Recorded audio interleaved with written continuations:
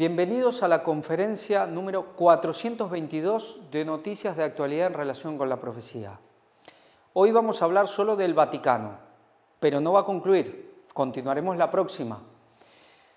Hablaremos de todo el mundo en pos de la bestia, veremos cómo unos y otros, todos los países o todos los mandatarios de los países van a visitar ¿a quién? Al Papa. Pero bueno, todos no, hay un par que no. Xi Jinping, Putin, esos no los vamos a ver por ahora. Luego veremos el Papa hablando de la Tercera Guerra Mundial. Llevamos años, pero se está cumpliendo. El mundo cada vez más en llamas y envuelto en la guerra.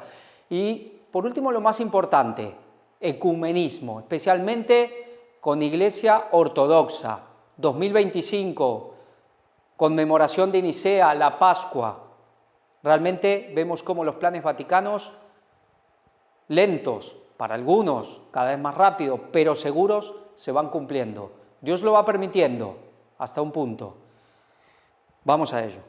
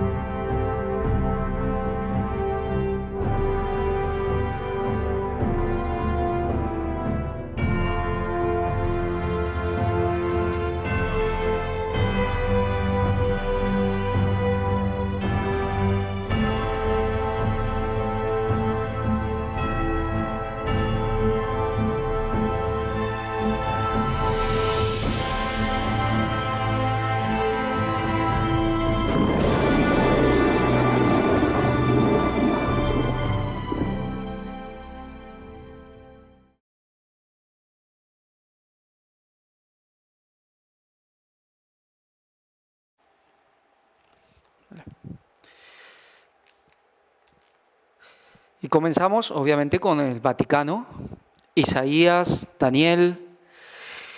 La embajada de Ucrania en el Vaticano replica al Papa: nadie pidió negociar con Hitler. Claro, ya nos imaginamos a quién está comparando con Hitler. A Putin. Se pide una negociación con Putin y Zelensky lo tiene claro.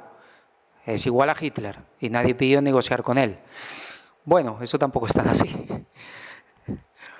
Aquí, bueno, el artículo, si alguien lo quiere leer, pero ya sabemos a lo que va Zelensky y también a lo que va el Papa. Tratando de ser el mediador, pero de parte de Ucrania no hay voluntad. Vamos al tema de los coptos, estos cristianos egipcios. Bendiciones gays, 20 años de ecumenismo perdidos. Coptos suspenden diálogo teológico con Iglesia Católica. ¿Y por qué? Bueno, este tema a mucha gente, a muchas iglesias, no le va bien todo este tema de homosexualidad y toda esta apertura que hay en la iglesia, digamos, occidental. Sabemos que estos países son más conservadores, así que van rompiendo relaciones. Y además, fijémonos qué pasó con el último grupo religioso, para entendernos, que se negó al ecumenismo, ¿no? Que fue la ortodoxa rusa. Pues guerra, ¿no? Esto es Egipto. ¿Qué pasará con Egipto? Sabemos que en Daniel 11:40 Egipto figura también ahí. Entonces, fijémonos cómo puede ser también una apertura de algo que puede llegar a pasar con este país, ¿no? Sí, y a Egipto ya le han estado poniendo problemas económicos y las cuestiones con Gaza de los refugiados. No es bueno el futuro que tiene Egipto aquí a corto plazo. Se cumplen 11 años de la elección del Papa Francisco como pontífice. Esto es del 13 de marzo. 11 años. Bueno, como veíamos aquí, pontificado largo. Sí, para esas interpretaciones proféticas de que iba a ser un pontificado muy corto, interpretando Apocalipsis 17, pues nada de nada. Es ya un pontificado largo. El promedio de los pontífices de la Iglesia Católica está a menos de 8 años, el promedio histórico, y ellos, imaginemos que cuentan a Pedro, que le cuentan más de 30 años. Pero ya es un pontificado largo. Aquí tenemos, bueno, para el que quiere leer un poco más la cuestión. Todo el mundo en pos de la bestia. Audiencia del Papa con el presidente de la República de las Seychelles. Bueno, estas islas poco conocidas, pero el Papa, digamos, al Papa le interesan todos. Audiencia del Papa al presidente de Malta, George Vela. Bueno, Malta, sabemos que hay una orden muy famosa que está muy ligada a esa isla. Por primera vez, el Papa recibe a un presidente de Andalucía. Bueno, aquí vemos el Papa con un, digamos, con un dignatario de una comunidad autónoma aquí de España, de la comunidad andaluza. El Papa en audiencia con el primer ministro de Belice. Aquí vemos todos países, bueno, algunos ni siquiera países, todos países pequeños. Belice, este país pequeñito que está en Centroamérica. El Papa recibe en audiencia al vicepresidente de Ghana. Ya aquí tenemos un país más grande, africano, y todos reuniéndose con el Papa. El Papa recibió en audiencia al presidente húngaro Sulyok. Aquí tenemos, no el primer ministro, este no es el mandamás, pero bueno, sería el segundo a bordo. Audiencia del Papa para el presidente católico de Hungría. Aquí vemos un hombre católico. Orbán, el primer ministro, sabemos que es calvinista. Bueno, pero son hombres religiosos. El Papa recibe en audiencia al presidente de Tayikistán, estos países de la antigua esfera soviética. El rey de Jordania en audiencia con el Papa Francisco. Aquí tenemos al famoso rey de Jordania. Bueno, más famosa es su esposa, ¿no? La reina de Jordania, pero esta monarquía tan ligada a Occidente.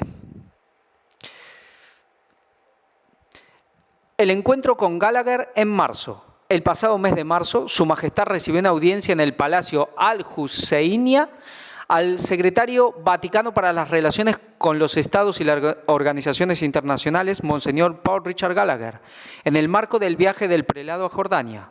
En esa ocasión, además de recordar la amistad entre el Papa y el Rey, destacó las excelentes relaciones diplomáticas entre Jordania y la Santa Sede, que en 30 años han dado frutos de cooperación y de creciente estima mutua, además de compartir la grave preocupación por la situación en Gaza, la esperanza de un alto al fuego inmediato y la necesidad de acudir en ayuda de la población palestina. Durante la audiencia con Gallagher se reiteró la importancia crucial de respetar el status quo en los santos lugares de Jerusalén, ciudad santa para las tres religiones monoteístas, especialmente durante el mes sagrado del Ramadán. Sabemos que Jordania, bueno, es custodio de varios de estos lugares, especialmente del Monte del Templo. El Papa se reúne con la presidenta de la Confederación Suiza, bueno, a donde está el dinero. El Papa recibe en audiencia al presidente de la República de Albania. El Papa recibe a uno de los líderes indígenas de Papúa Nueva Guinea. Aquí lo tenemos, un líder indígena de esta nación africana. Bueno, no, Papúa Nueva Guinea es ya más la parte más asiática, ¿no? El Papa recibe en audiencia al presidente de Ecuador. Aquí un país con muchos problemas y aquí reuniéndose con el Papa. El Papa recibe en audiencia al presidente de Letonia. Estos países muy cercanos a Rusia. Audiencia del Papa con los presidentes de Bulgaria y Macedonia del Norte. También países cercanos al ámbito ruso. Vamos con masonería. Arzobispo de San José recibe a líderes masones de Costa Rica. Bueno, aquí tenemos un arzobispo reuniéndose con líderes masónicos. Últimamente estamos viendo muy seguido esto. Esta especie de diálogo que está habiendo entre el catolicismo y la masonería. Antiguos grandes enemigos, supuestamente, o por lo menos en cierta parte, en ciertos sectores es verdad, había mucha enemistad. Bueno, habría que ver de dónde viene la masonería, pero arriba de todo era así o se llevaban un poco mejor. ¿Y ahora qué está pasando? ¿Cómo blanqueando esta situación? El arzobispo de San José, Monseñor José Rafael Quirós, recibió hace unos días a líderes masones de Costa Rica, un evento que el arzobispado describió como una visita de cortesía. La reunión del arzobispo se trató de una visita de cortesía. Ellos le compartieron a Monseñor cómo están organizados en Costa Rica. Indicó brevemente el 15 de marzo a Así Prensa Jason Granados, encargado de comunicación de la Arquidiócesis de San José, sin dar mayores detalles sobre el evento. El encuentro realizado el 7 de marzo fue dado a conocer por la Gran Logia de Costa Rica el día 12 en un comunicado en el que se precisa que participaron del mismo el diputado Gran Maestro Philippe Quesada Jassoud y el presidente de la Comisión de Comunicación de la Gran Logia de Costa Rica. Para los masones, el encuentro constituye algo histórico en nuestro país y en la historia de nuestra orden, que se dio gracias a que soplan vientos de apertura en las relaciones entre la masonería regular y la Iglesia Católica. El comunicado recuerda luego el encuentro en Milán, Italia, del 16 de febrero, ¿lo recordamos titulado La Iglesia Católica y la Masonería, una reunión privada organizada por masones celebrada en la sede de la Fundación Cultural Ambrosianum. Participaron de la misma el cardenal Francesco Cocopalmerio, presidente emérito del Pontificio Consejo para los Textos Legislativos, el arzobispo de Milán, Monseñor Mario Delpini, y Monseñor Francesco Stagliano, presidente de la Academia Pontificia de Teología. El encuentro en Italia, que pretendía establecer un diálogo directo entre la masonería y la Iglesia Católica, contó también con la participación de Stefano Bisi, gran maestro del Gran Oriente Italiano, la entidad masónica más antigua de Italia. En su comunicado del 12 de marzo, la Gran Logia de Costa Rica señala que un tenor similar tuvo la reunión de unos 45 minutos con el arzobispo de San José, en la que le comentaron algunas generalidades de la orden en Costa Rica, nuestra visión sobre algunos problemas centrales de la humanidad y conversamos sobre la figura del presbítero respetable hermano fundador Francisco Calvo, figura de la que naturalmente Monseñor José Rafael Quirós conocía. El padre Francisco Cipriano Calvo, de 1819 a 1890, se hizo masón en 1862, en Perú, y fundó la primera logia masónica en Costa Rica en 1865. Es decir, la primera logia masónica en Costa Rica la funda ¿quién? O por lo menos un antiguo sacerdote. Fue capellán del ejército costarricense durante la campaña nacional de 1856 a 1857 y es autor del libro de las defunciones, donde recopila los datos de los fallecidos en dicha campaña militar, incluido en 2016 en el Registro Nacional de Memoria del Mundo de la UNESCO. Los masones obsequiaron al arzobispo de San José los libros Constitución y Reglamentos de la muy respetable Gran Logia de Costa Rica, 2021, e Historia de las Logias Masónicas de Costa Rica, siglos XIX, XX y XXI. El comunicado señala además que el prelado evidenció un espíritu constructivo a partir de las cosas que nos unen, pues lo que a ambas instituciones nos interesa es el crecimiento espiritual de sus miembros y un desarrollo de la sociedad costarricense en la que prime el bienestar común y el entendimiento. Vemos, el bien común es lo que los une. Es que es muy interesante porque son dos instituciones que unas buscan un ecumenismo claro religioso y la masonería busca también una unidad social, digamos, como un ecumenismo social, para entendernos, ¿no? Con unas reglas básicas de quién es el bueno, quién es el malo. O sea que básicamente están funcionando de la misma manera. Y aquí usan la imagen de este pastor o padre, digamos, le llaman Padre Francisco, porque es el que une a ambos, ¿no? Es una estrategia muy interesante, porque es la misma estrategia que a veces usa el Papa, ¿no? Cuando va a visitar algunos lugares, ¿no? Y siempre cogen a una imagen, a una persona indicada que une a todos, ¿no? Fíjate cómo al final la estrategia es la misma, porque son de la misma esencia ambos, ¿no?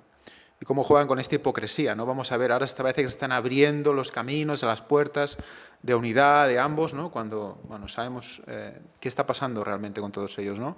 Cuando hemos ido a hacer estos viajes y estas visitas a estas logias masónicas, hemos visto como en los lugares de culto pues tienen muchas simbologías que también encontramos en las mismas iglesias católicas. ¿Qué dice la Iglesia Católica sobre la masonería? El Código de Derecho Canónico establece en el numeral 1374 que quien se inscribe en una asociación que maquina contra la Iglesia debe ser castigado con una pena justa. Quien promueve o dirige esa asociación ha de ser castigado con entredicho. Se puede definir el entredicho como una pena o censura canónica que, si bien no rompe la comunión de la Iglesia como la excomunión, se priva al fiel de celebrar sacramentos o participar en ellos. La redacción aprobada en 1983 difiere de la versión de 1917 en dos cuestiones. La pena no es automática y no se menciona explícitamente a la masonería. Pues, ¿de dónde proviene la masonería? Porque ese es el tema. ¿Qué es lo que hace el Vaticano? Bueno, el Papa trata de ganar a todos, pero también trata de ganar o volver a traer a los que un día se apartaron. ¿De dónde proviene la masonería? ¿Tiene algo que ver con la antigua orden templaria? Masonería, Rosacruces. Bueno, entonces, ¿qué es lo que está haciendo? Son muy diferentes, dice, hay cosas que nos unen, claro. ¿Qué pasó con la orden templaria? Se le puso fin por las presiones del monarca francés, y es verdad, muchos de ellos luego tomaron si se quiere, un rencor muy grande contra la Iglesia Católica y se enfrentaron llana y abiertamente contra la Iglesia Católica, pero no salían de ahí, no eran parte de toda esa esfera. Bueno, pronto quizás hablaremos, no en esto de noticias, pero en algo similar. Hablaremos de esto si Dios quiere también. Ya se ha hablado mucho, pero seguiremos. Tema de masonería, tema de Rosacruces, tema de jesuitas, sus conexiones con los templarios. Ante esto, el entonces cardenal Joseph Ratzinger, cuando era prefecto de la congregación, hoy dicasterio, para la doctrina de la fe en el Vaticano, publicó la Declaración sobre la Masonería. Ese texto, de quien luego sería el Papa Benedicto XVI, resalta que no ha cambiado el juicio negativo de la Iglesia respecto de las asociaciones masónicas, porque sus principios siempre han sido considerados inconciliables o reconciliables con la doctrina de la Iglesia. ¿Seguro? ¿O es más una cuestión de poder lo que los desune? Por lo tanto, la afiliación a las mismas sigue prohibida por la Iglesia. Los fieles que pertenezcan a asociaciones masónicas se hallan en estado de pecado grave y no pueden acercarse a la Santa Comunión. Es que recordemos que esto es gracioso, porque sabemos de dónde viene la adoración católica, ¿no? Con ese obelisco delante, ¿no? con mucha simbología egipcia. ¿Qué hace la masonería? Admirar las esculturas egipcias, las construcciones egipcias, por su simetría, por su relación con el hombre, con la figura del cuerpo humano. O sea, los dos tienen una adoración pagana, básicamente. La esencia de ambos es la misma. Entonces, hay unas cosas que les unen, evidentemente. Su raíz, su origen, es una adoración completamente pagana. Sí. Y pensemos, bueno, lo que decíamos, su conexión con los templarios y los antiguos gremios que ya venían desde la misma Roma.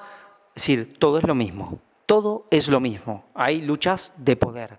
Y el Vaticano ahora está tratando, como siempre, de traer a todos los que alguna vez fueron de sus filas, volverlos a traer, y los que no, pues traerlos también.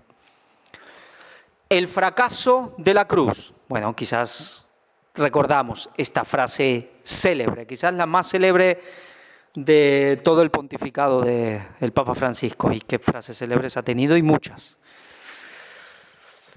Pero es una frase jesuita, no la inventó él.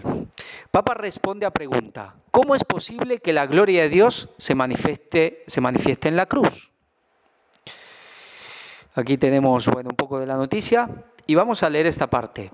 Pero, ¿cómo es posible que la gloria de Dios se manifieste precisamente ahí, en la cruz? Uno podría pensar que eso sucedería en la resurrección, no en la cruz, que es una derrota, un fracaso. En cambio, hoy Jesús, hablando de su pasión, dice: ha llegado la hora de que sea glorificado el Hijo del Hombre. ¿Qué quiere decirnos? Bueno, esto quizás muchos recordemos, esa intervención era, si no recuerdo mal, era en África, donde el Papa, con esa cara además, con ese gesto es para buscarlo, y el que no lo ha visto, que lo busque. El fracaso de la cruz, el Papa Francisco, y saldrá el vídeo. Pero es algo que vienen diciendo los jesuitas, claro, torciendo una cierta verdad. hay una especie de paradoja, si se quiere, que la victoria se logró en la cruz, que era, digamos, algo vergonzoso especialmente para los judíos, era el castigo, el peor castigo, era para los peores criminales. Pues sí, es verdad, la victoria cristiana, la victoria de Dios, se logra en una situación tan peculiar.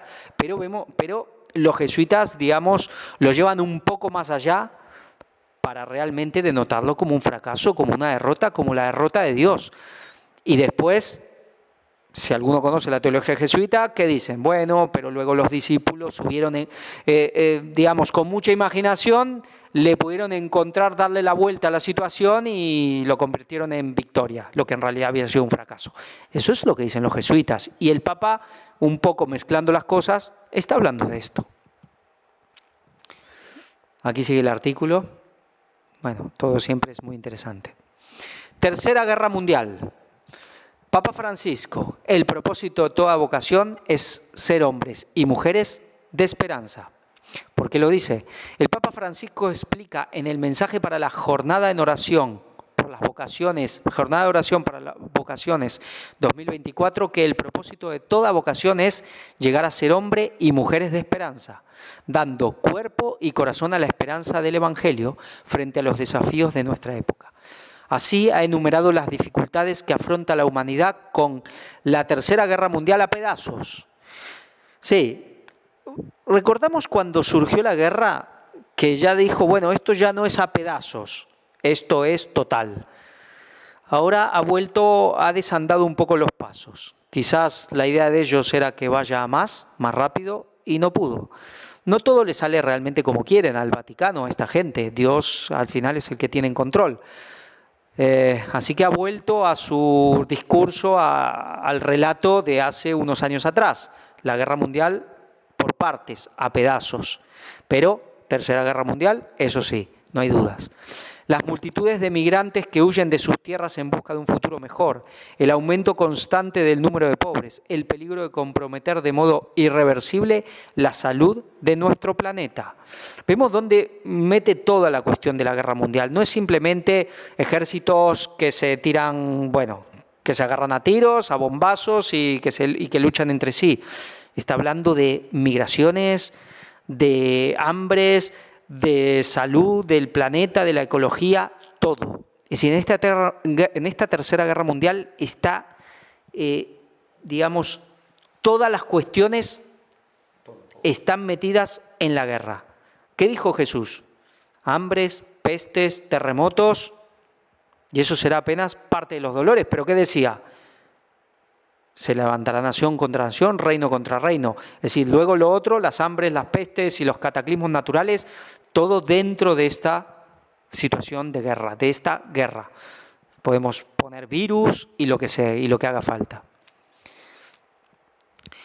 Bueno, habla de la sinodalidad.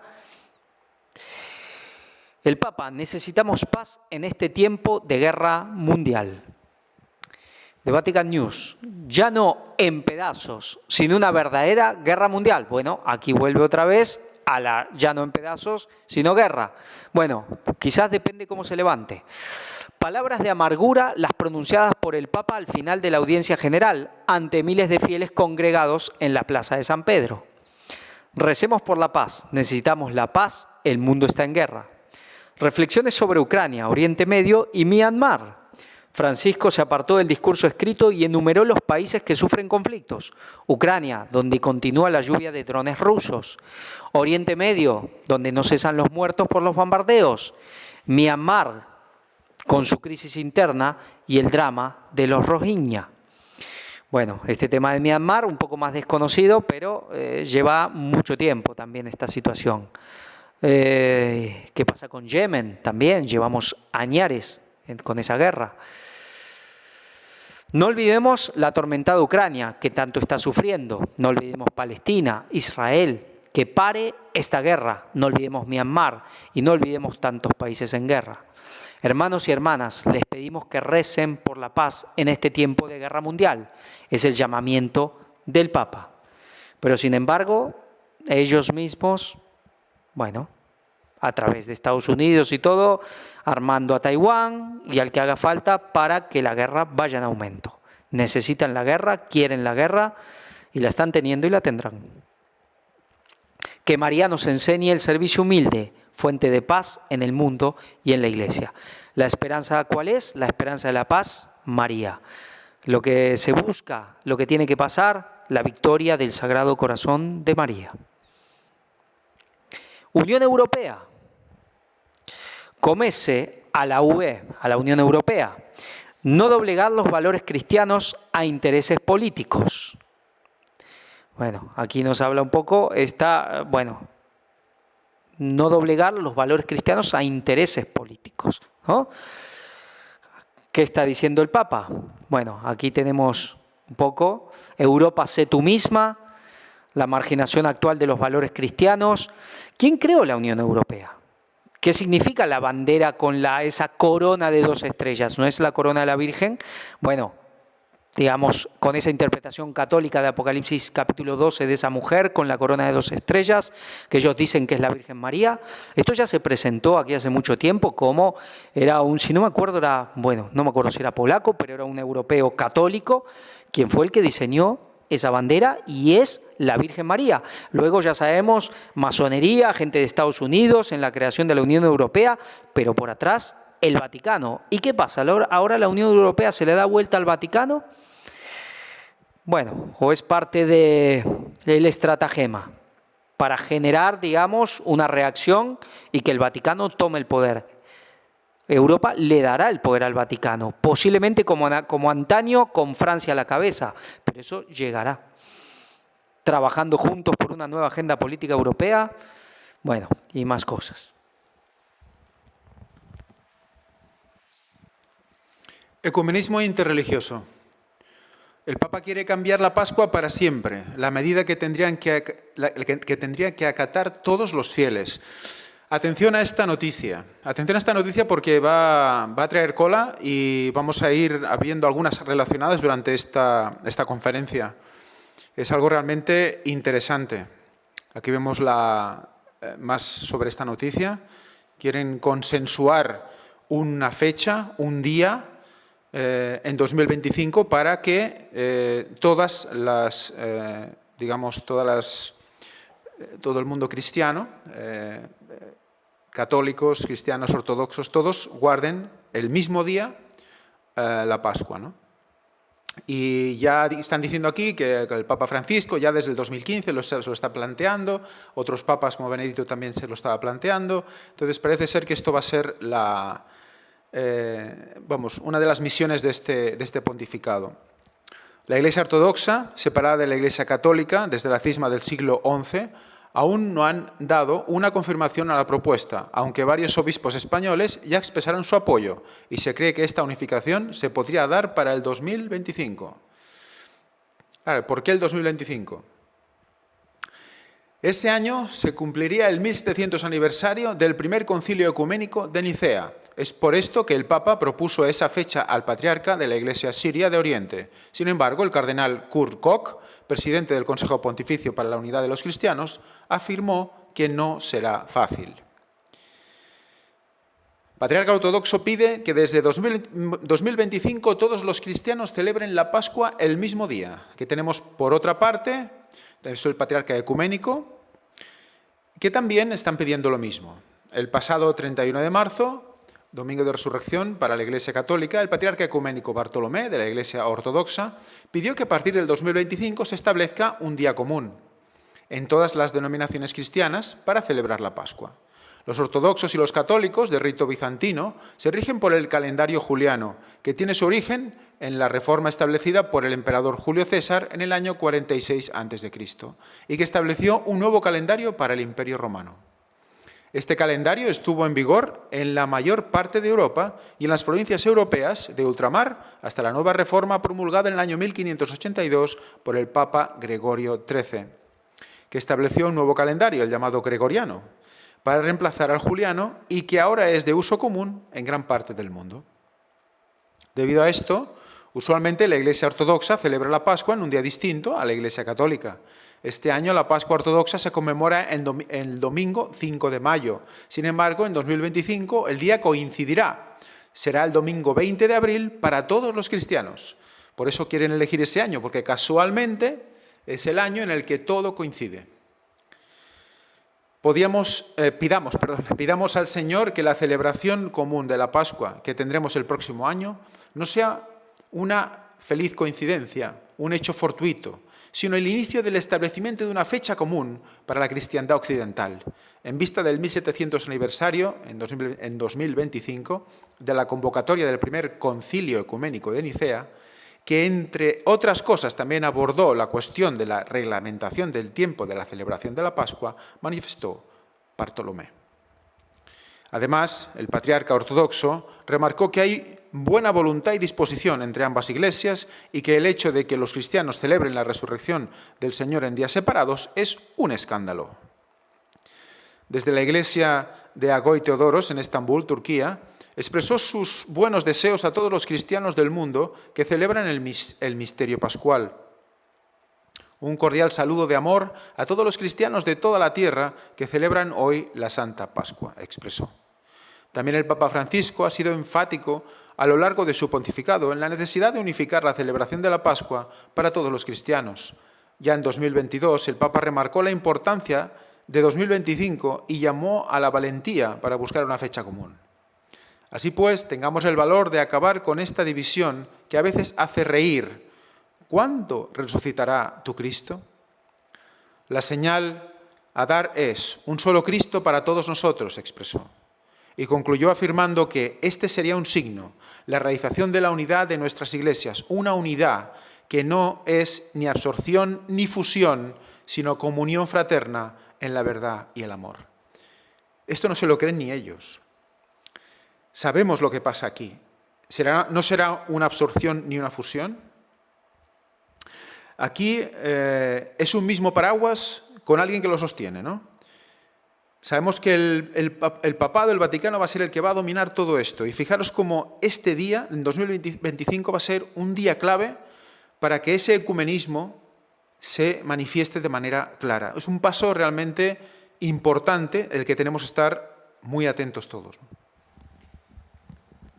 Sí, esto lleva muchos años trabajándolo. Recuerdo una de estas conferencias de noticias de hace muchos años, de los primeros años, donde ya se hablaba que ellos querían, Roma buscaba el completo ecumenismo con la parte ortodoxa para el 2025. ¿Por qué? Bueno, tema de Concilio de Nicea. Ahora, hay una cuestión aquí, y hay una cuestión con la completa unión. Hay algo que dicen que se separaron en el siglo XI, ¿no? 1054, se excomulgan mutuamente unos y otros, se rompe definitivamente la unión de la Iglesia occidental y la oriental. Hay algo que se llama el filoque, que tiene que ver con el Espíritu Santo, tiene que ver con la Trinidad. Ahí hay algo muy interesante, porque eso uno dirá, bueno, son unas cuestiones inclusive semánticas de una palabrita, pero lo que implica todo eso es impresionante. Y tiene que ver con la Trinidad, con el Espíritu Santo, pero no solo con el Espíritu Santo, tiene que ver de lleno con el Papa, esa cuestión. ¿Saben? Si Dios quiere pronto, habría que hablar de eso, mostrar lo que implica esa cuestión. Y la ortodoxia sabe lo que implica. Pero bueno, ellos ya vienen trabajando. ¿Saben lo que implicaría? Someterse completamente al Papa. Es lo que hace milenios, más de 1000 años, hasta que, bueno, llevamos casi 1000 años separados, pero esa tensión ya venía desde los comienzos, que es lo que siempre le ha molestado. Pero al final sabemos que lo harán. Bueno, todo eso está en ese filoque. Si Dios quiere, pronto se hablará. Pronto, muy pronto se hablará. Porque es muy, pero muy interesante la cuestión. Francisco recupera el título y el Papa vuelve a ser patriarca de Occidente. Atentos a esta noticia, es interesante. Aquí el Papa como que vuelve a aceptar el término patriarca de Occidente como volviendo a sus antiguos, digamos, títulos, cuando teníamos 5 patriarcados, Roma, Constantinopla, Alejandría, Antioquía y Jerusalén, y es como que, de cierta manera, no renuncia, pero deja a un lado, o dejaría a un lado de manera psicológica, digamos, de caras al resto de patriarcados, el título de papa, ¿no? Y diciéndose también patriarca, pues se hace como igual a ellos, en cierta manera, para así pues, proseguir con el ecumenismo de una manera más poderosa. Fijaros que es una jugada de una falsa humildad que, vamos, rompe todos los esquemas, ¿no? La presidenta alemana de la Federación Luterana Mundial saluda al Papa. Aquí tenemos también un paso más en este camino ecuménico. Aquí tenemos la noticia. Siempre la unidad de los cristianos es la base de todas estas reuniones. El Papa, profundizar en la fe y la comunión para construir la unidad de los cristianos. Estamos aquí en pleno esfuerzo ecuménico. Aquí tenemos la noticia. Hermoso mosaico de fe. Encarnar a la unidad y el amor. Recordemos que la unidad y el amor son los conceptos básicos para este ecumenismo. Animados por el espíritu de la sinodalidad. Tras la lectura del mensaje del Papa, el arzobispo Peis ofreció su propia contribución dirigiéndose a los participantes. Haciéndose eco de las palabras del pontífice, elogió el rico tapiz del cristianismo que incluye a iglesias ortodoxas, católicas, protestantes, evangélicas, pentecostales, independientes y organizaciones ecuménicas, representadas en la reunión. El enfoque del Foro Cristiano Mundial de compartir una fe viva y promover las relaciones entre los líderes cristianos se ha convertido en una valiosa herramienta ecuménica, dijo el arzobispo Peis. Además de encontrar soluciones a las divergencias doctrinales, intercambiar experiencias de fe, profundizar en el entendimiento mutuo y fortalecer la fraternidad. Fijaros, soluciones a las divergencias doctrinales. O sea, la idea es pulir los cantos que hagan falta para que las piedras encajen. Monseñor Peis subrayó asimismo cómo el testimonio cristiano conjunto revela el poder reconciliador del Evangelio, y esta unidad puede mostrar el poder de la fe cristiana que trasciende las diferencias humanas, formando una comunidad viva de hermanos y hermanas arraigada en el amor fraterno, el respeto mutuo y el propósito compartido. Suena genial, ¿verdad?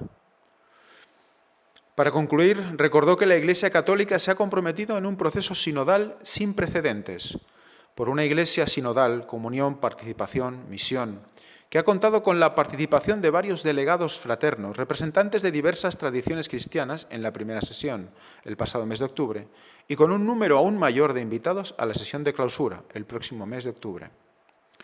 Al agradecerles su participación en la Asamblea Sinodal, destacó cómo la reunión envió una señal clara y creíble del deseo de caminar juntos en el espíritu de la unidad, de la fe y el intercambio de dones, afirmando que lo que une a los cristianos es mayor y más profundo que lo que los divide. Es la esencia del ecumenismo, es la frase de siempre: miremos lo que nos une y no lo que nos separa. O sea que fuera la ley, fuera la doctrina. Esta reunión, aquí en Ghana, también está animada por el espíritu de sinodalidad, añadió. Rezando y trabajando juntos, podemos poner en común nuestros recursos, talentos y puntos de vista para abordar los retos comunes y hacer avanzar el Evangelio colectivamente. Papa Francisco recupera su título de Patriarca de Occidente, según el anuario oficial de la Iglesia. El Papa Francisco busca posiblemente restituir ese título para insistir en la sinodalidad y en la tarea ecuménica de mirar siempre a los primeros siglos del cristianismo, cuando no existían desgarros dogmáticos entre las iglesias. Está claro que quiere reunir de nuevo a todo el mundo. El Anuario Pontificio 2024, publicado por la librería Editrice Vaticana, incluye el título del Papa Francisco, obispo de Roma, como Patriarca de Occidente, desaparecido en 2006 por petición del Papa Benedicto XVI. Fue el cardenal Walter Kasper, presidente del Pontificio Consejo para la Promoción de la Unidad de los Cristianos en aquel año, quien comunicó que el título de Patriarca de Occidente se utilizó en el año 642 por el Papa Teodoro I y se afianzó el uso durante los siglos XVI y XVII en el marco de la multiplicación de los títulos del Papa. Apareció por primera vez en el Anuario Pontificio durante 1863. El comentario del cardenal Casper aclaró que el término Occidente no pretende describir un territorio eclesiástico, ni puede utilizarse como definición de un territorio patriarcal. El título Patriarca de Occidente describiría la relación especial del obispo de Roma con este último y podría expresar la jurisdicción especial del obispo de Roma para la Iglesia latina. La supresión de aquel título no implicaba nuevas pretensiones papales. No, que va, no. Frente a las iglesias de Oriente, como indicaron algunas reacciones negativas de teólogos y dirigentes de las iglesias ortodoxas, buscaba expresar un realismo histórico y teológico para dejar de lado un título obsoleto. El Papa Francisco busca posiblemente restituir este título para insistir en la sinodalidad y en la tarea ecuménica de mirar siempre a los primeros siglos del cristianismo, cuando no existían desgarros dogmáticos entre las iglesias. El título de Patriarca de Occidente recuerda las 5 sedes de la antigua cristiandad durante el primer milenio: Roma, Constantinopla, Alejandría, Antioquía y Jerusalén, cuyo vínculo se apoyaba en la tradición apostólica sobre las diferencias particulares. Las 5 sedes, con relaciones de una pentarquía, se mantenían en comunión y eran reconocidas por las potencias imperiales, según el historiador Giorgio Morini, corresponsables de la ortodoxia de la fe y del gobierno de la Iglesia Universal. Atentos, fijaros, corresponsables del gobierno de la Iglesia Universal. Fijémonos el camino que está tomando todo esto. Hoy crecen los conflictos mundiales y la participación ecuménica mira al siglo XVII, al 17º centenario del Concilio de Nicea durante 2025. Y todos los cristianos están invitados a reunirse para celebrar un nuevo comienzo y unirse en favor de la paz, así como celebrarán la Pascua del Señor el mismo día durante el domingo 20 de abril, según declaró el Papa Francisco el 6 de mayo de 2022. Sí, el Papa nos habla como una época idealizada, que durante el primer milenio todos vivían en paz y en un amor y unidad, estas pentarquías que le llaman, y por qué se separaron de unos de otros. ¿Acaso el obispo de Roma desde el principio no trató de imponerse por sobre todos ellos? ¿Dónde está? ¿Qué pasó con esa supuesta unidad? Nunca la hubo, realmente nunca la hubo. Nunca la hubo. Es toda una situación cuando la Iglesia habla de los orígenes, la Iglesia primitiva. Cuando hubo unidad, digamos, es porque ellos no tenían poder. Al final fue el obispado de Roma de alguna manera, o ese espíritu el que rompió la unidad, si alguna vez la hubo en la Iglesia, que la hubo muy al principio. Pero todo esto que nos habla, claro, la mayoría de la gente no conoce toda esta historia, pero realmente siempre hubo muchas tensiones y el obispo de Roma desde el principio, en cuanto empezó a tomar poder, bueno, hablamos a partir del siglo III si se quiere, el obispo de Roma empezó, siglo III, IV especialmente, a tratar de imponerse y a estar por encima de todos los otros. Por eso al final esa ruptura con el Patriarcado de Oriente, porque siempre quiso estar por encima y ahora siguen lo mismo. ¿Los otros lo saben? Pues sí, a algunos quizás les va bien, otros juegan más para Occidente que para Oriente, y hay gente dentro de las iglesias ortodoxas que no quieren saber nada con este ecumenismo. Pero bueno, al final, de una u otra manera, se dará. Sí, es una apelación al romanticismo, ¿no? Para no recordar, digamos, el tema histórico. El 31 de marzo, Bartolomé I, patriarca ecuménico de Constantinopla, subrayó el 1700 aniversario del Concilio Ecuménico de Nicea, en el que, entre otras cosas, se trató la cuestión de la regulación del momento de la celebración de la Pascua. El patriarca añadió: somos optimistas porque hay buena voluntad y disposición por ambas partes para hacerlo, porque de hecho es un escándalo celebrar por separado el acontecimiento único de la resurrección del único Señor. O sea, veamos cómo hay una disposición muy grande para que esto sea así en 2025. Líderes de los protestantes anglicanos se reúnen en Roma Papa les recibirá. Los líderes anglicanos tienen la intención de abordar temas relacionados con la estructura y la toma de decisiones dentro de la comunión anglicana.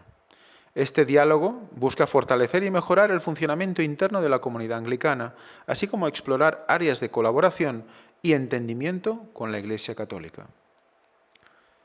Los líderes de la Comunión Mundial Anglicana, una rama del cristianismo protestante, se encuentran realizando su reunión central en un escenario insólito, Roma. ¿Por qué insólito? ¿Por qué insólito? Es protestante la Iglesia, ¿no? Y está en Roma, celebrando este concilio. Es la primera vez que esta asamblea, que no está en comunión con la Iglesia Católica, ni comparte sus creencias, tiene lugar en la ciudad eterna. Este hecho marca un hito en la historia del diálogo interreligioso y ecuménico entre ambas denominaciones cristianas.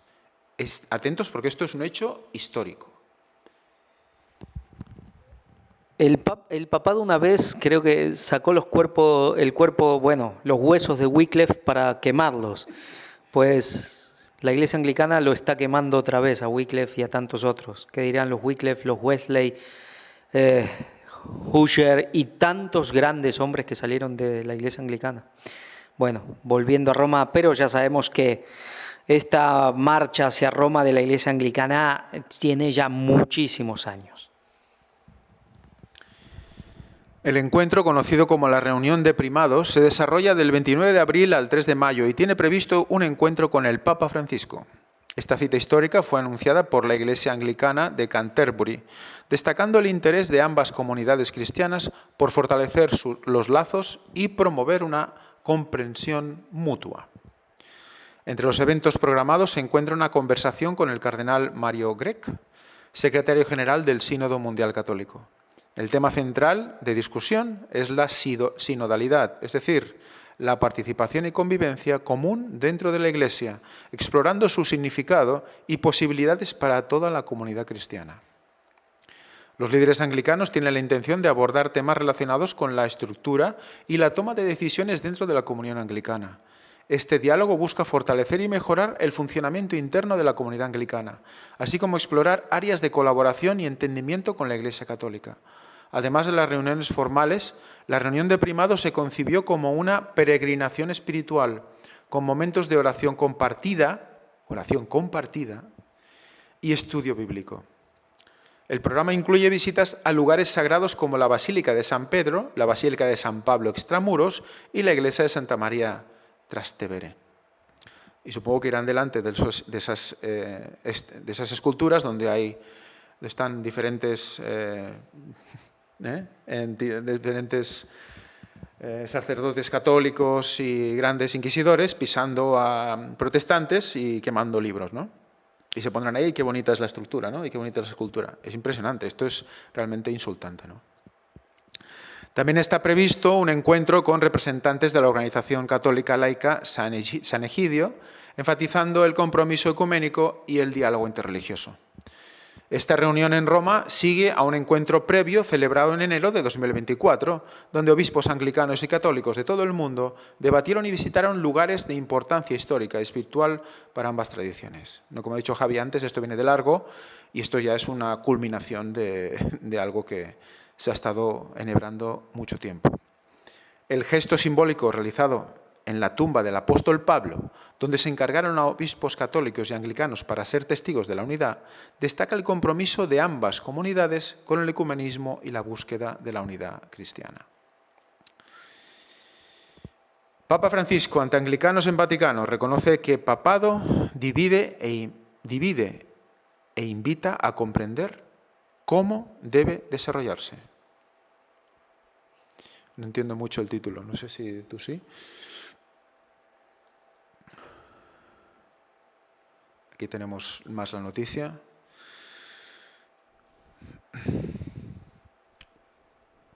Seguimos con la unidad, no división. Supongo que se hace referencia aquí a las diferentes discusiones. No hay que tener miedo, supongo que se refería a esto el título, ¿no? Que no hay que tener miedo a que haya divisiones o que haya discusiones, sino hay que vivirlas para que se llegue a una pues a una comprensión y una participación mutua, ¿no? Queridos primados de la comunión anglicana, gracias por haber elegido reunirse con nosotros este año en la ciudad de los apóstoles Pedro y Pablo. Es para mí un don sentirme cerca de las comunidades que representáis. Sé que el papel del obispo de Roma sigue siendo un tema controvertido y divisivo entre los cristianos. Pero según la hermosa expresión del Papa Gregorio Magno, que envió a San Agustín como misionero a Inglaterra, el obispo de Roma es servus servorum Dei, servidor de los servidores de Dios. Como escribió Juan Pablo II, esta definición salvaguarda mejor contra el riesgo de separar el poder, y en particular la primacía, del ministerio, lo que estaría en contradicción con el significado del poder según el Evangelio: estoy entre vosotros como el que sirve. Es necesario, por tanto, entablar un diálogo fraterno y paciente, dejando atrás inútiles controversias, para comprender cómo puede desarrollarse el ministerio petrino como servicio de amor a todos.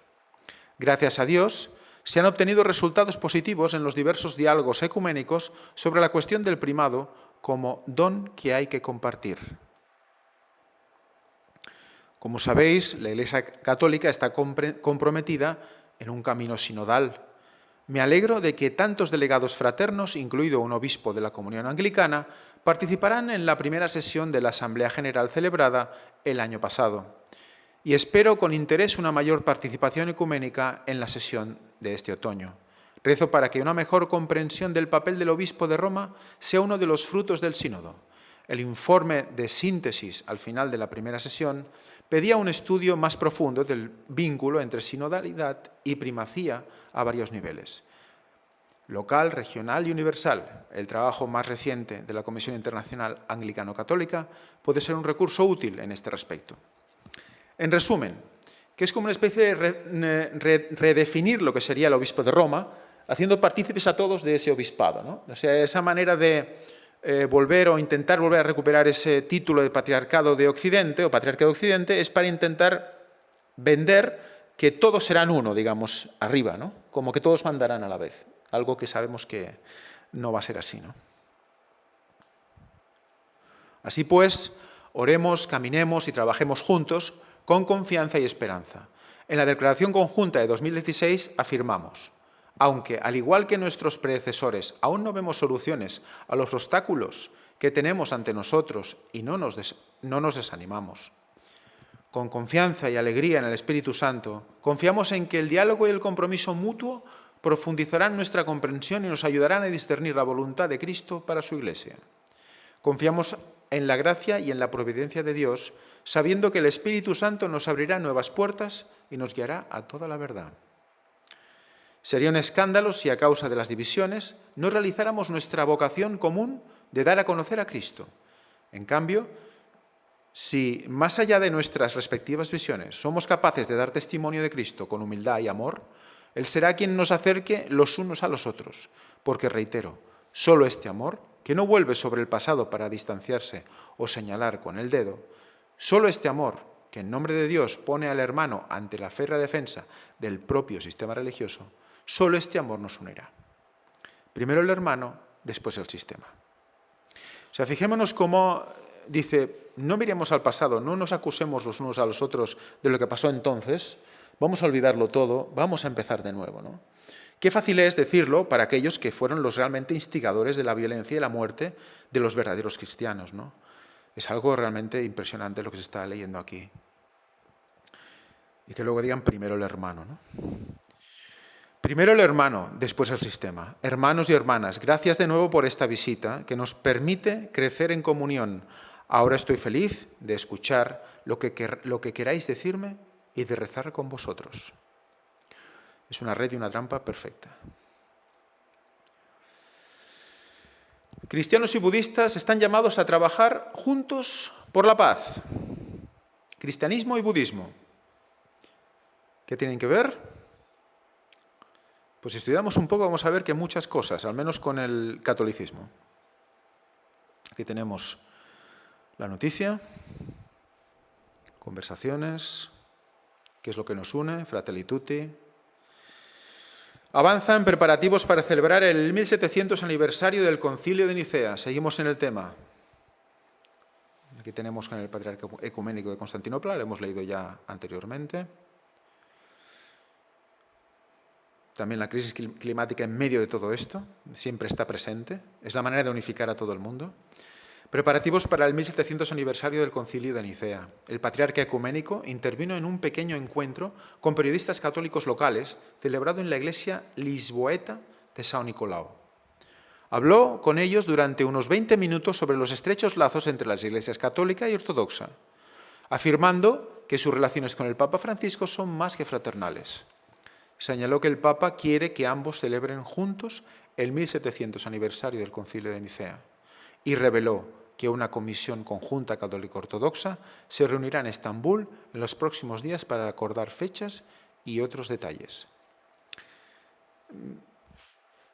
Es curioso el comentario más que fraternales, ¿no? Porque ya más que hermanos, ¿qué se puede ser? Uno, ¿no? Uno solo. ¿Y qué va a pasar con el resto de las iglesias? Claro, aquí principalmente se trata de católicos y ortodoxos, porque de alguna manera fueron los que participaron de aquel antiguo concilio, especialmente de la parte oriental. Católicos había muy poquitos, muy poquitos. Todo el, digamos, la gran productividad teológica y todo en esos tiempos era lo que hoy sería la iglesia, la parte oriental. Bueno, muchos lugares, ya lo que es el norte de África, todo ya está en manos del Islam, inclusive muchos, pero era especialmente lo que pertenecía a la parte oriental y no occidental, la parte griega y no la latina. Pero ¿qué va a pasar con las otras iglesias, con las iglesias protestantes? ¿Qué piensan todas estas iglesias? Si uno va y le pregunta a los pastores de la mayoría de las iglesias protestantes, inclusive de los pastores adventistas, ¿qué piensan del Concilio de Nicea, de las resoluciones de Nicea? A ver cuántos están en contra de eso. A ver cuántos te dicen, no, aquí esto no va por aquí. Les aseguro que la gran mayoría te dirán, no, estamos de acuerdo con todo lo que se decretó en aquel concilio. Entonces, ¿qué va a pasar con el resto del cristianismo? Bueno, por ahora no se nos dice mucho, pero ya veremos. Falta poco. Prosigue la noticia. Tema Ucrania, Gaza. El Papa Francisco irá a Turquía para conmemorar el Concilio de Nicea, según Patriarca de Constantinopla. La visita del Papa Francisco y el Patriarca Bartolomé I a Iznik para conmemorar el 1700 aniversario de ese evento subraya la relevancia histórica y espiritual de Nicea. En un significativo gesto de unión y conmemoración, el Papa Francisco ha anunciado su intención de visitar Turquía el próximo año, coincidiendo con el aniversario del Concilio de Nicea. El anuncio fue hecho por el Patriarca Bartolomé de Constantinopla durante su visita a Lisboa el jueves 15 de mayo. El Patriarca Bartolomé explicó que el Papa Francisco tiene el deseo de celebrar conjuntamente este importante aniversario. Su Santidad el Papa Francisco desea celebrar juntos este importante aniversario y plantea venir a nuestro país para visitar el Patriarcado de Constantinopla. Luego viajaremos juntos a Nicea en Iznik para una celebración histórica de este aniversario, dijo el líder ortodoxo. Es como que van reuniendo a los 5 magníficos, ¿no? Los 5 patriarcados, para ver si a una pueden coincidir en ese día, el 2025, ¿no? El Concilio de Nicea, celebrado en el año 325, es considerado el primer concilio ecuménico de la Iglesia y tuvo un impacto profundo en la historia del cristianismo, al establecer el credo niceno y abordar cuestiones cruciales sobre la doctrina cristiana. La visita del Papa Francisco del Patriarca Bartolomé I a Iznik para conmemorar el 1700 aniversario de este evento subraya la relevancia histórica y espiritual de Nicea. Además, Bartolomé I mencionó que se está formando un comité organizador del encuentro, compuesto por representantes católicos y ortodoxos, que se reunirá próximamente para planificar los detalles del evento. También indicó que el Vaticano se pondrá en contacto con el gobierno turco para coordinar la visita papal. Se están tomando muchas molestias para que eso funcione y funcione bien. Renascença, el medio que informó sobre esta noticia, contactó con la oficina de prensa del Vaticano desde donde respondieron que todavía no se ha recibido ninguna información oficial sobre los viajes del Papa para el próximo año. Sin embargo, la posibilidad de esta visita ha generado expectación y entusiasmo. La visita del Papa Francisco a Turquía para el aniversario del Concilio de Nicea no solo representa un homenaje a un evento crucial en la historia del cristianismo, sino también un importante paso hacia el fortalecimiento de las relaciones entre las iglesias católica y ortodoxa. Seguimos, ortodoxos griegos en Vaticano. Caminar juntos, rezar juntos y trabajar juntos, les pide el Papa. Discurso a una delegación del Colegio Teológico de Atenas y al director general de la Apostoliki Diaconía de la Iglesia Ortodoxa Griega. Por la mañana, el jueves 16 de mayo, el Papa Francisco recibió en audiencia al director general de la Apostoliki Diaconía de la Iglesia Ortodoxa Griega y a una delegación del Colegio Teológico de Atenas. Ofrecemos a continuación la traducción al castellano realizada por Zenit del discurso del Papa pronunciado originalmente en italiano. Con gran alegría les doy la bienvenida y les agradezco que estén aquí reunidos para conmemorar los 20 años de colaboración entre Apostoliki Diaconía de la Iglesia de Grecia y el Comité Católico para la Colaboración Cultural del Dicasterio para la Promoción de la Unidad de los Cristianos. Saludo cordialmente y doy las gracias a su eminencia el metropolitano Agatangelos, director general de la Apostoliki Diaconía, que ha sido la inspiración y el apoyo a esta colaboración desde el principio. Aprovecho esta ocasión para dirigir mis pensamientos llenos de afecto fraterno al arzobispo de Atenas y de toda Grecia, su beatitud Lerónimos, hombre de profunda fe y sabio pastor, a quien he conocido con ocasión de mis viajes por Grecia. Perdón, es Hierónimos, no Jerónimos, Hierónimos. Y a quien agradezco calurosamente el apoyo que ha asegurado y sigue asegurando a las actividades de Apostoliki Diaconía y el Comité Católico para la Colaboración Cultural que promueven conjuntamente. En estos 20 años, incluso superando periodos difíciles, como el de la crisis económica que azotó a Grecia y el de la pandemia, la Apostoliki Diaconía y el Comité Católico para la Colaboración Cultural han trabajado juntos para promover proyectos de interés común en el plano cultural y educativo. Celebro su elección de privilegiar la formación cultural, teológica y ecuménica de las nuevas generaciones. En efecto, son precisamente los jóvenes, sostenidos por la esperanza que se funda en la fe, los que pueden romper las cadenas de resentimientos, incomprensiones y prejuicios que durante siglos han tenido prisioneros a católicos y ortodoxos, impidiéndoles reconocerse hermanos unidos en la diversidad, capaces de dar testimonio del amor de Cristo, especialmente en este mundo tan dividido y conflictivo. Me ha complacido saber que el próximo verano acogeréis también en la Facultad de Teología de Atenas a un grupo de estudiantes católicos que se iniciarán en el conocimiento del griego moderno y de la Iglesia ortodoxa. Le expreso mis mejores deseos de que esta fructífera colaboración continúe. Interesante, ¿no? Interesante que ya van a aceptar estudiantes católicos, que van a introducirse en las universidades ortodoxas, o sea que ya vemos cómo hay una unión de conocimiento, ¿no? Caminando juntos, trabajando juntos y rezando juntos, nos preparamos a recibir de Dios el don de la unidad, que como fruto del Espíritu Santo será comunión y armonía en la legítima diversidad. Debemos caminar juntos, rezar juntos. El buen hermano Cicioluas dijo una vez, pero ¿cuál será la fecha de la unidad? No lo sabemos, quizá el día del juicio final. Era una broma, pero ahora debemos caminar juntos, rezar juntos y trabajar juntos. Era bueno este Ciciolías, muy bueno. Está de broma, el cachondo el Papa. Pero interesante, vemos cómo se están tomando muchísimas molestias. Se está acercando el momento, en 2025, y las relaciones empiezan a unirse de tal manera que ya envían estudiantes a esas universidades. ¿Qué tipo de estudiantes deben enviar, ¿no? Ya para entrar en ese grupo, digamos, ortodoxo, ¿no? ¿Qué mentes, no? Por intersección de la Virgen María, Madre de Dios, invoco bendiciones celestiales sobre todos vosotros y por favor no os olvidéis de rezar por mí. Ahora, como hermanos, todos juntos, recemos la oración que el Señor nos ha enseñado. Padre nuestro. O sea que, sobre todo, no nos olvidemos de rezar por Él.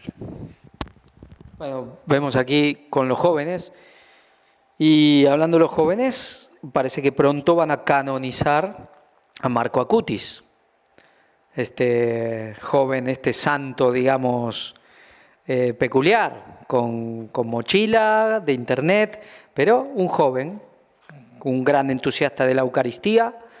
Aquí vemos las cosas que los unen: la Eucaristía, la Virgen María, y bueno, luego tendrán que limar lo que los desune, y lo que los desune tiene que ver con la autoridad del Papa.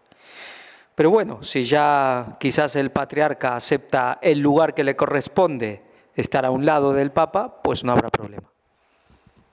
Y el tema de la autoridad es el que se ha tratado en la noticia anterior, ¿no? O las dos noticias anteriores, como la idea de convencerlos a todos de que serán autoridad también, ¿no? Es una manera de meterlos en el ajo, de una manera que no sé cómo se lo van a hacer, pero ya veremos, ¿no? El Papa, trabajemos juntos por la unidad, que vemos la foto con todos los representantes, ¿no?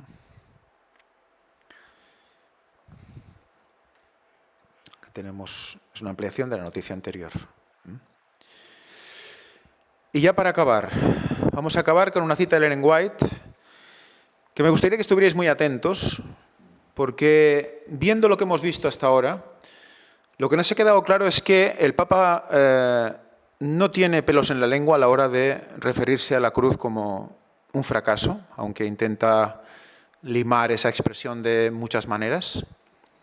Y cómo ahora ante todos sus colegas patriarcas se intenta hacer el amiguito y ya pues rebajarse un poco de la actitud, digamos, de Dios en la tierra y ponerse como un patriarca más.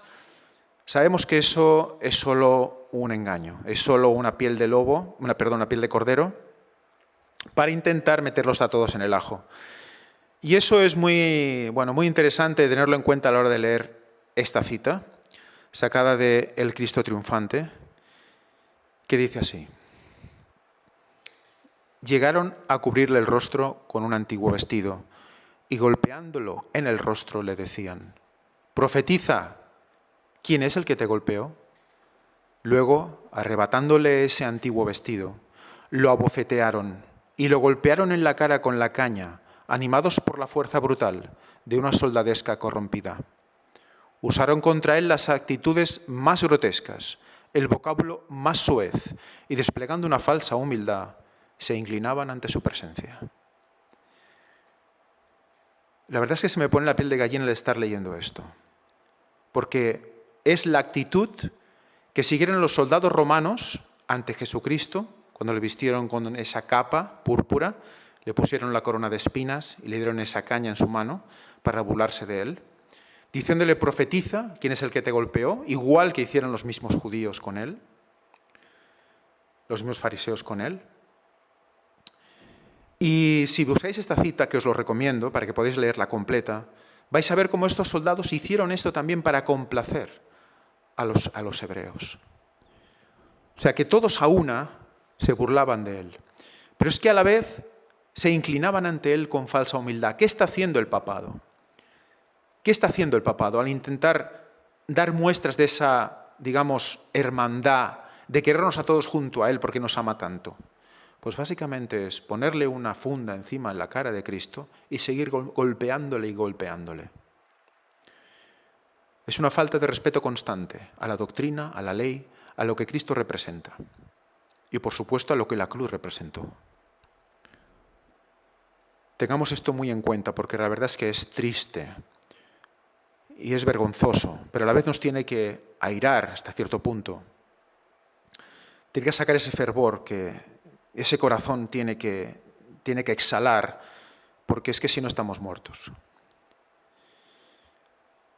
Es nuestra oración que todos podamos estar a una y ver las falsas expresiones de humildad del enemigo. Y ya, bueno, para acabar, como siempre, llevaros a nuestra página web, donde podéis ver una gran cantidad de documentación, vídeos de conferencias, hay libros también muy interesantes que podéis descargar, hay mucho material de difusión, hay peticiones de oración. Y bueno, y sobre todo, pues bueno, agradeceros porque sin vosotros esto es imposible. Todos estos recursos que enviáis son dirigidos ¿a qué? Pues a llegar a los demás de la mejor manera posible. Así que os lo agradecemos a todos. Muchísimas gracias. Que Dios os bendiga. Maranata 2031.